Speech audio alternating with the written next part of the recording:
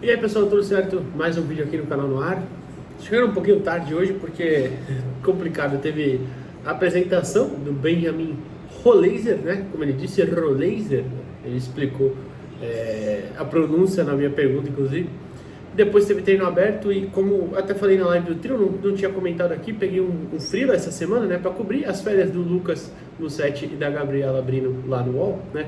Então vou fazer aí uns dias, uns 10 dias mais ou menos de freela para eles. Então alguns materiais tinha que priorizar para mandar pro UOL, então acabou que o vídeo do dia ficou para depois, né? Mesmo eu tendo ido à Vila e ao CT Repelé, claro. Inclusive eu vou colocar um vídeo aqui do treino, vocês vão entender já já. Mas hoje o Benjamin Rollaser foi apresentado, como eu disse, pelo Ricardo Oliveira, que inclusive é um cara que... Os ídolos eternos, eles têm muito carisma, né? São os caras muito históricos para o clube. Mas eles não falam tanto já, né? Falam um pouquinho assim mais rapidamente. O Ricardo não, o Ricardo já é um cara que costuma falar em qualquer situação, né? Fala bastante, tem uma oratória muito boa, falou muito e muito bem, inclusive. E apresentou por lá o Rollaser, né? Então alguns tópicos interessantes, ele falando sobre as qualidades, onde prefere jogar principalmente. Acho que isso vai ter um debate ainda muito forte, porque em teoria ele está falando que prefere jogar pela direita e tudo mais, que jogou como 8 em alguns momentos no Benfica, mas que não gosta tanto, não se sentia tanto confortável, falou exatamente isso, né? Que fez porque o treinador pediu, claro, mas aqui eu não imagino que ele vai fazer isso. Mas acho que vai ser um ponto de debate aí que a gente vai ter bastante. Mas eu prefiro focar na questão da experiência dele e como ele vai chegar para ajudar, não falando tanto do estilo de jogo, mas a gente vai debater isso mais para frente desse vídeo, claro. Antes, eu só vou colocar a minha pergunta, a resposta dele, que foi rapidinho, coisa de 1 minuto e 20, e a gente já volta para comentar. Boa tarde, Rollaser, aqui à sua esquerda. Até te pergunto, a pronúncia é essa mesmo? Rollaser, tá certo? Rollaser. Rollaser, tá bom. Sí, porque si no los complico si le digo como es. Tá certo. Boa tarde, Ricardo. Boa tarde. Eduardo Jardim, canal Jogo Falado. Eu queria te perguntar, você vem no futebol argentino, claro, teve agora essa passagem de futebol português.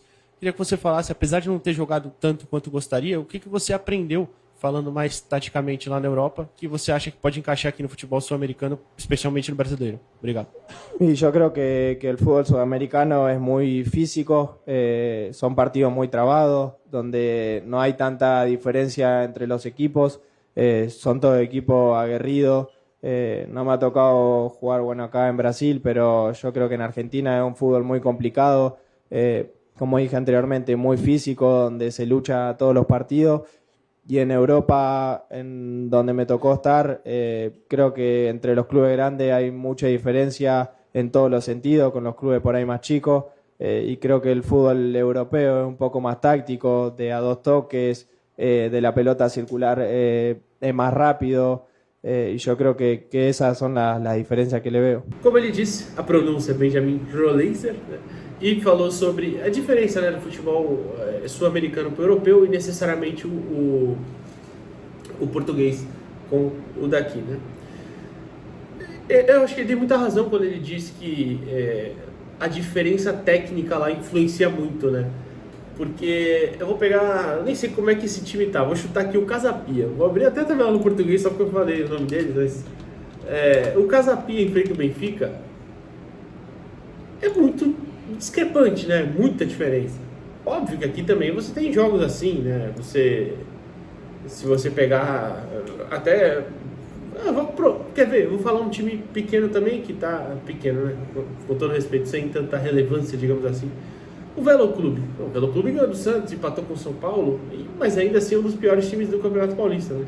Eu, quando enfrento os grandes aqui no Brasil, a não ser que seja um nível realmente muito abaixo, tipo Série D, e mesmo assim o Velo nem tem série, se eu não estou enganado, e deu jogo, né? Mas digo, times bem inferiores normalmente não dá jogo. Lá em Portugal é muito diferente, né? O Benfica pega um Casapia, normalmente, eu repito, eu nem sei como está o Casapia, eu estou abrindo aqui a tabela. Se o Casapia estiver bem, vocês imaginam qualquer um. O Chaves, por exemplo, pronto, foi rebaixado ano passado, que o Hugo Souza, goleiro do Corinthians, foi um dos principais destaques, mesmo tomando 70 e tantos gols, mas é um time ridiculamente fraco, né? Então, quando enfrenta o Benfica, o Porto, o próprio Sporting, É claro que não dá jogo, né? Muito mais difícil.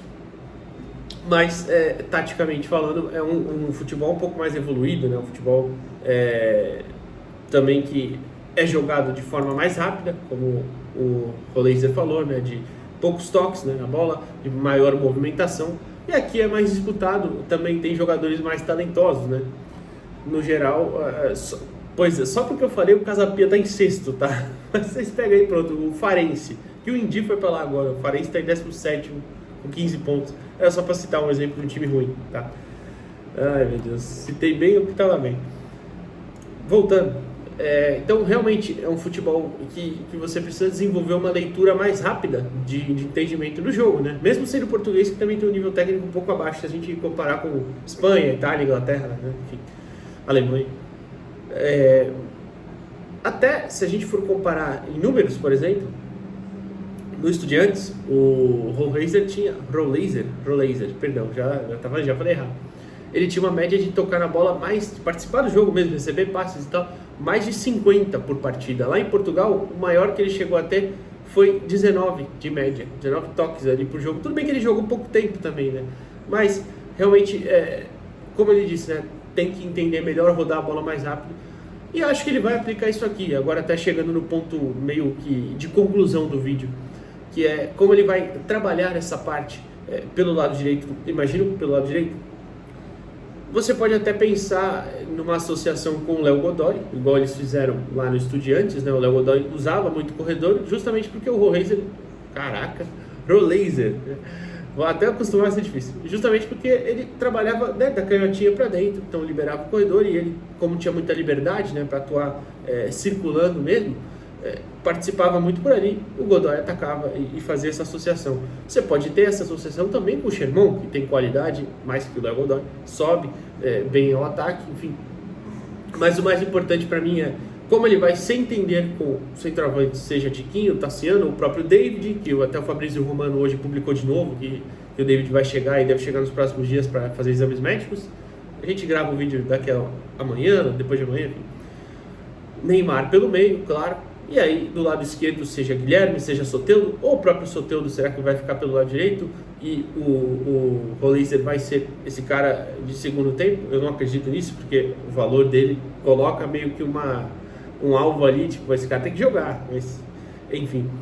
Mas o importante é esse tipo de associação com os centroavantes, com o Neymar, assim como o Soteldo fez ontem, muito bem com o Neymar, eu acho que o Roleiser pode fazer, né? Acho que ele tem qualidade para isso, que é muito importante, né?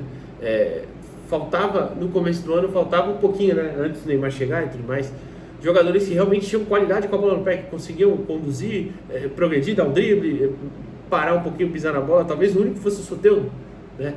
Da linha ofensiva. Agora você já tem mais opções, né? E eu acho que o nosso novo jogador, o Benjamin Roleiser, tem essa qualidade e pode associar com o Neymar, Soteldo, Guilherme, enfim, esses toques curtos, fazer essa bola rodar mais. Que ontem, por exemplo, o time teve eu falei no pós-jogo, né? O time teve uma fluidez muito grande, o time teve um bom tempo também, acho que foi um dos grandes responsáveis por isso, se entendendo muito bem com os jogadores à frente. Então acho que isso pode acontecer e acho que vai ajudar bastante. É claro que é como a gente falou no vídeo da contratação, é uma situação de que pode dar errado, claro, toda contratação pode, mas eu de verdade me empolguei com um jogador de qualidade, jogador jovem, um jogador que pelo tempo dos Estudiantes pareceu ser um jogador de capacidade ofensiva muito inteligente, surge num River Plate com um técnico que tem ideias muito consideradas muito modernas, que é o Marcelo Gallardo, né? Coloca ele para jogar algumas vezes e tal. E tem agora uma passagem pelo Benfica que, se não foi muito produtiva dentro de campo, não jogou tanto, dá para aprender muito, claro, mesmo que só treinando num período aí de 1 ano e meio, mais ou menos, no futebol europeu.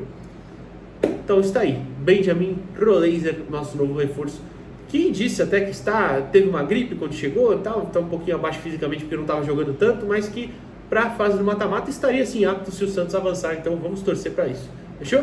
Amanhã a gente volta, provavelmente de manhã, mas se eu demorar também, vocês já sabem, é porque esse trampo do UOL tá me tomando um pouquinho de mais tempo, normal nesses primeiros dias, mas obviamente tem vídeo aqui todo dia. Valeu, pessoal, até a próxima.